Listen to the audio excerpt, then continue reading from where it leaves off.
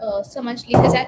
Next यहाँ पर Bajaj housing finance के बारे में भी समझना चाहेंगे। सर ये काउंटर आपको कैसा लगता है? अभी हम देखें नेट प्रॉफिट पे तो इन्होंने 14.1% की बढ़त दर्ज की है और इन्होंने अपने रेवेन्यू में भी जो है बताया है कि 15.9% की ग्रोथ इन्होंने मेंशन की है।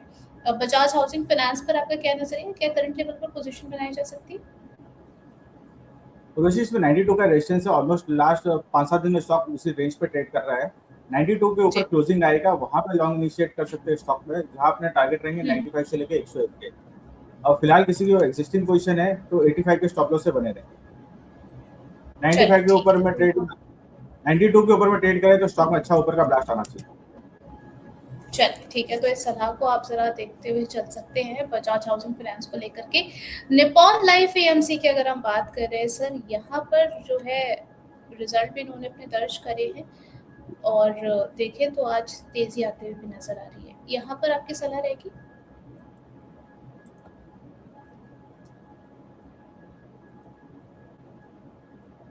वैसे निप्पॉन लाइफ काफी अच्छा लग रहा है स्टॉक करंट प्राइस पे भी। इसमें हुँ। 990 का स्टॉप लॉस लगा के करंट प्राइस पे किसी को ऐड करना है तो ऐड कर सकते हैं। टारगेट टारगेट हुँ। रहेंगे 1080 से 1100 के, छोटे टारगेट रहेंगे, बड़े टारगेट 1200 के रहेंगे। बड़े टारगेट 1200 के रहेंगे। चलिए ठीक है, तो यहाँ पर स्टॉप लॉस मेंटेन करके आप पोजीशन को बना करके चल सकते हैं।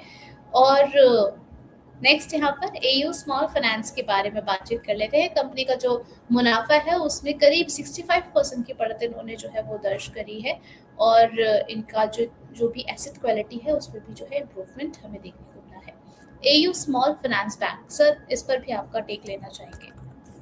तो वैसे 1060-65 का इसमें रेजिस्टेंस जोन है, ऑलमोस्ट वहीं से स्टॉक नीचे आ रहा है, तो जब तक वो लेवल नहीं हुँ। क्रॉस करता है लॉन्ग इनिशिएट नहीं करना है। और किसी की एग्जिस्टिंग पोजीशन है तो 1020 का स्टॉप लॉस लगा ले, उसके नीचे ट्रेड करेगा तो उसमें थोड़ी सी वीकनेस बढ़ जाएगी, जो इसको 980 से लेकर 950 तक के जोन पे ले जा सकती है। ओके, नेक्स्ट यहाँ पर जो है अपने दर्शकों को सवाल भी साथ साथ लेते हुए चलते हैं ताकि लेफ्ट आउट फील ना करें वो लोग, और क्योंकि उन्हीं के लिए पूरा पूरा जो है वो शो है। सपना सावल जी का सबसे पहले यहाँ पर सवाल ले लेते हैं। कह रही है के IOCL के लेवल्स क्या रहेंगे सर? अभी अगर हम देखें तो 433 पर चल रहा है, इसमें 4.5% से ज्यादा की तेजी हमें देखने को मिल रही है। कंटिन्यू रहेगा सर ये तेजी? तो उसी स्टॉक कौन सा? IOCL। सर KIOCL 433 के लेवल पर चल रहा है। ऋषि, जैसे मैंने कहा था मेटल स्टॉक्स में काफी करंट है, ये भी मेटल स्टॉक्स का एक अच्छा प्लेयर है, और इसमें जो मूवमेंट आता है तो बहुत फास्ट मूवमेंट आता है। तो 400 के स्टॉप लॉस से किसी की पोजीशन है तो बने रहे, टारगेट रहेंगे 460 से लेकर 480 के। चलिए ठीक है, 460 टू 480 के टारगेट्स यहाँ पर देखने को आपको मिल सकते हैं। सपना जी पोजीशन को इस तरीके से आप अकॉर्डिंगली मैनेज करके चल सकती हैं। नेक्स्ट यहाँ पर बात कर लेते हैं प्रियंका पाटिल जी के सवाल के बारे में। कह रही हैं जियो फाइनेंशियल सर्विसेज 252 पर चलता हुआ नजर आ रहा है, 0.37% की अपसाइड देखने को मिल रही है।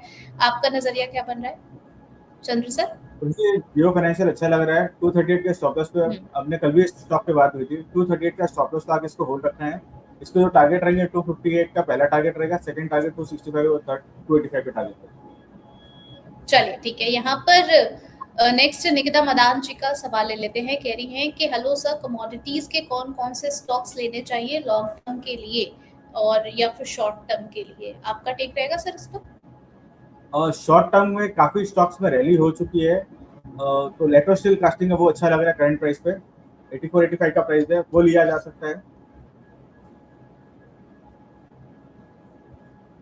ओके। और उसमें 88 और का एक छोटा सा रेजिस्टेंस है, वो निकलने के बाद में उसमें बड़ा अपमूव आ सकता है, तो उसको 95 से 100 बहुत आराम से लेके जा सकता है लेट्रो स्टील कास्टिंग। ओके सर, आप और उसी लेट्रो स्टील कास्टिंग। चलिए ठीक है, तो यहाँ पर जो है इलेक्ट्रो स्टील कास्टिंग को देख सकते हैं, 84 पर ट्रेड होता हुआ नजर आ रहा है, 1.5% की गिरावट यहाँ पर देखने को मिल रही है। तो ये सलाह आपके लिए है निकिता मदान जी। आप जी। लेट्रो स्टील कास्टिंग में 88 का एक छोटा सा रेजिस्टेंस है, वो निकलने के बाद में इसमें बड़ी रैली आ सकती है, जो उसको 95 से 100 बहुत आराम से लेके जा सकती है। चलिए 88 के रेजिस्टेंस के बाद अच्छी रैली यहाँ पर एक्सपेक्ट की जा रही है एक्सपोर्ट की तरफ से, तो अकॉर्डिंगली इसको देख करके चलें। नेक्स्ट यहाँ पे सर क्वेश्चन आया है हमारे, एक और व्यूअर है, एक तो आज हिंदुस्तान जिंक के बारे में सर जानना चाह रहे हैं, हरीश मेहर जी का सवाल आया है, कह रहे हैं कि इसमें क्या करना चाहिए सर? अगर किसी के पोजीशन है हिंदुस्तान जिंक में तो क्या अभी भी होल्ड करके चल सकते हैं? हिंदुस्तान जिंक अच्छा लग रहा है। किसी की एग्जिस्टिंग पोजीशन है 600 के स्टॉप लॉस से बने रहे और मेरे हिसाब से 635 का जोन निकलेगा, तो वहां से इसमें बड़ी रैली आएगी जो इसको 675 से 700 बहुत आराम से लेके जा सकती है। चलो ठीक है। नेक्स्ट यहाँ पर एक और हमारे दर्शक आ गए हैं। आज मेटल्स पर कई सारे सवाल आ रहे हैं, कह रहे हैं कि सर आपका नजरिया क्या बन रहा है कॉपर स्टॉक्स पर, specially Hindalco, short and long term? Ruchi Hindalco भी अच्छा लग रहा है, नीचे से रैली बहुत फास्ट आ चुकी है, फिर भी स्टॉक बुलिश लग रहा है अभी भी। 1000 के स्टॉप लॉस से जो स्टॉप लॉस थोड़ा सा डीप है क्योंकि स्टॉक थोड़ा सा वोलेटाइल रहता है, जहाँ 30-40 रुपये रोज के मूवमेंट हो रहे हैं, तो आप 1000 के स्टॉप लॉस से लॉन्ग इनिशिएट करना है तो इनिशिएट करिए। एक थोड़ा सा डिप मिलता है 1040 के पास में, वहाँ पे लॉन्ग इनिशिएट करेंगे तो रिस्क रिवॉर्ड फेवरेबल होगा। टारगेट रहेंगे 1100, 1200, 1300 लॉन्ग टर्म के लिए। जब कॉपर की बात हो ही रही है तो हेल्थ कॉपर के बारे में भी जरा जान लेते हैं। चंद्र सर 566 पर चलता हुआ नजर आ रहा है, 1.34% अपसाइड है, क्या शॉर्ट टर्म के लिए इसमें पोजीशन बनाई जा सकती है? वैसे हिंद कॉपर में पोजीशन बनाई जा सकती है। 572 के ऊपर में लॉन्ग करना है, 540 का स्टॉप लॉस लगाएंगे, टारगेट रहेंगे 600 से लेके 650। चलिए और हो ठीक है, तो सकता है यहाँ इसमें पर बड़ी रैली भी आ जाए जो इसको 750 से 800 के जोन पर भी बहुत आराम से लेके जा सकती है। 750 टू 800 तक के लेवल्स यहाँ पर जो है वो देखने को मिल सकते हैं। तो हिंदुस्तान कॉपर अगर जो बिल्कुल हल्की आप फुल्की अपने रैली अगर जो सस्टेन होती है कॉपर में, तो ये मई सीरीज का डार्क हॉर्स हो सकता है।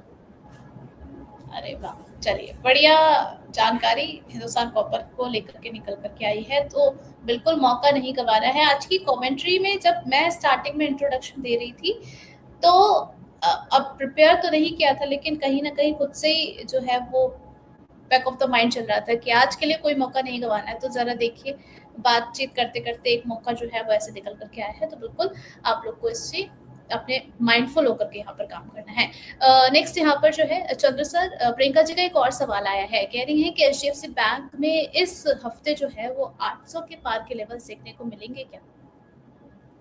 800 के पार के लेवल दिखाई दे सकते हैं। सिर्फ एक ही चीज है, 795 के ऊपर में हल्का सा भी ट्रेड कर लिया तो 800 भी पार होंगे, 820 और 40 के टारगेट भी नेक्स्ट वीक तक दिखाई दे सकते हैं। चलिए 800 तो पार होगा और 840 तक के लेवल यहाँ पर जो है वो देखने को मिल सकते हैं, चंद्र सर ने कह दिया है। प्रियंका जी, अब आप इस दौरान आपको रणनीति बना करके क्या चलनी है, ये आप अपने रिस्क एपेटाइट के अकॉर्डिंग भी मैनेज करके चल सकती हैं। आगे की चर्चा आप ऋषि जी इसमें एक चीज ऐड करनी थी। आज जो पीएसयू बैंक में करेक्शन हो रहा है, तो मेरे हिसाब से उनका जो नेगेटिविटी है वो इनके लिए पॉजिटिव में कन्वर्ट हो सकती है, और ये स्टॉक में काफी टाइम से 800 810 के पास रुका हुआ है, इसमें नेक्स्ट वीक तक अच्छा ऊपर का ब्लास्ट आना चाहिए। चलिए ठीक है। चलिए यहाँ पर जो है किसी का करेक्शन किसी के लिए बढ़िया मौका बनता हुआ नजर आ रहा है, तो जरा देख करके चल सकते हैं आप। और आगे की चर्चा करने के लिए हमारे साथ बैक स्टेज पे ऋषभ जी कुछ ना कुछ खुराफात करते रहते हैं और दर्शक फिर इंतजार करते हैं। ऋषभ जी, आप लेट भी करते हैं और आप बैक स्टेज पे जो है बैठ करके कुछ ना कुछ करते रहते हैं। बहुत बहुत स्वागत है सर आपका फाइनेंस ज्ञानी पर। Thank you so much Urvashi मुझे बुलाने के लिए। अच्छा है, सिर्फ आपने बोला बैक स्टेज पे मैं क्या कहते काम कर रहा था अपना, आप वेट कर आ रही थी तो मैं कहीं काम कर रहा था। अरे सर, भोजन चल रहा था आपका बढ़िया तरीके से। वो भी जरूरी है, वो भी काम का आगे की हिस्सा है। चर्चा चलिए, पहले पेट पूजा फिर काम दूजा। मैं तो इसी पे चलता हूँ। चलिए आगे की चर्चा ऋषभ जी के साथ हम कंटिन्यू करेंगे। उससे पहले चंद्र सर से भी कुछ और सवाल है यहाँ पर हमारे दर्शकों के। ऋषभ जी थोड़ा सा जो है आगे बढ़ेंगे आपके साथ, थोड़ा सा वेट कीजिए। यहाँ पर सुनीता चतुर्वेदी जी का सवाल आया है टाटा कम्युनिकेशन को लेकर के, कह रही है कि इनकी बाइंग प्राइस सर जो है 1597 की है, तो इसमें टारगेट प्राइस क्या रहेगा? ओवरऑल उनके प्राइस से अच्छा चल रहा है, अभी भी स्टॉक में बुलिशनेस लग रही है, होल्ड रखना चाहिए। 1570 का स्टॉप लॉस लाके जो टारगेट होंगे 1640 से लेकर 1680 को। चलिए ठीक है। अडानी टोटल गैस, यहाँ पर सर क्या सलाह रहेगी आपकी? अभी देखें तो इन्होंने 611 पर बाय किया हुआ है, इस पे भी 6 महीने का नजरिया जानना चाह रही हूँ। पहला चीज तो बधाई हो, अच्छे प्राइस पे बाई किया हुआ है। आज ऊपर भी बहुत अच्छा गया था, ऊपर भी 684 तक का प्राइस गया था, थोड़ा सा पार्ट प्रॉफिट बुक किया जा सकता था, अभी भी अच्छा लग रहा है। ऊपर से पर करेक्शन हो रहा है और ऑलमोस्ट जो 650 का जोन है, रेजिस्टेंस जोन है, वहीं पे आके रुक रहा है स्टॉक। तो 50